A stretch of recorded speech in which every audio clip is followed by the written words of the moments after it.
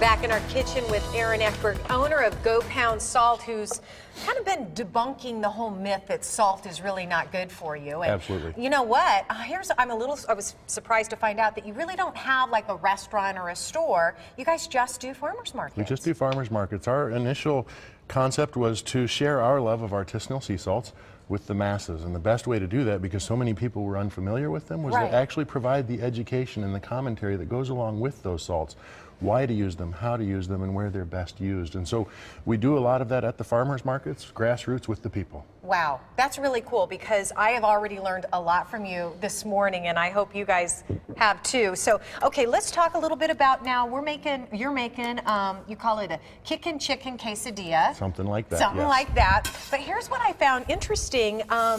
The kickin' part of it is coming a little bit from some sugar. We have a line of raw organic infused cane sugars, and so the cane is brought over in liquid form and infused with whole plant, fruit, or vegetable components, in this case whole habanero chilies. Okay, that's going to give us the kickin' in our chicken? That's going to give us a little bit of kickin'. It's actually in the balsamic onions. Okay, so you put that in with the onions, because you started that earlier, and what else did you put in that with the onions? A little bit of the pomegranate balsamic vinegar and the habanero sugar, and a little bit of our celery sea salt. Okay, and you use red onions, by the way. And we use red onions, yes. In case you didn't catch that first segment. Okay, great. So we're going to start the quesadilla.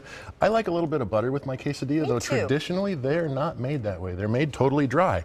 They're also traditionally made with mushrooms and huitlacoche and things like that. Yeah. So spin one side, just warm it a little bit. We're going to flip it over, and then we're going to add the cheese to that.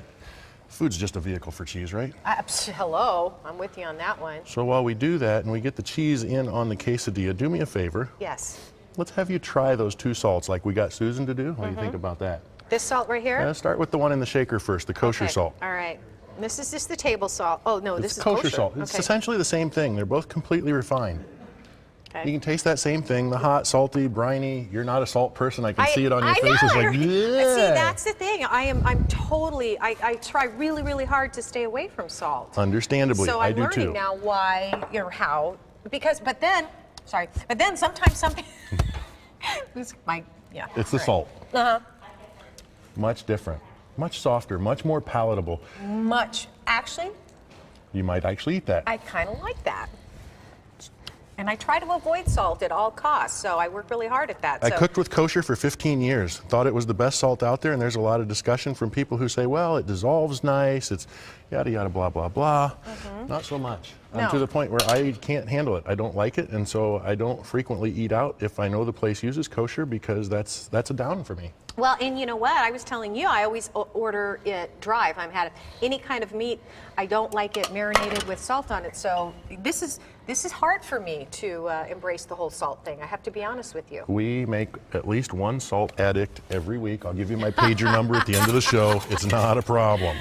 We will convert you. I love it. I love it. So our quesadilla is just about done here. A little bit toasty. Next one will be a little bit less toasty. Now, and I love the fact that you spend some time educating, because with all the different flavors, honestly, I wouldn't even know what to do with the different flavors of We salt. have a sea salt tasting and pairing basics class on June 20th.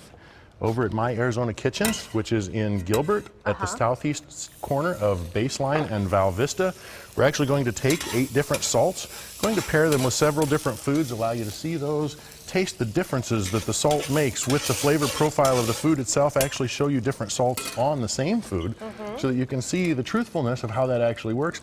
We do those similar tastings at each of the farmers markets. You come through, you shake a little in your hand, and that's why we tell everybody happiness is just a lick away. All right. Well, I'm starting to believe you. I'm starting to believe you. All right. Do you want to cut this up and plate it real quick for us? Cut this up just a little bit for you. Just drop that on there, and a little bit of that habanero. Do you sell the sugar as well? We do sell the sugars out at the markets as well. Yep. Okay. Little habanero sugar, and it's going to be yummy.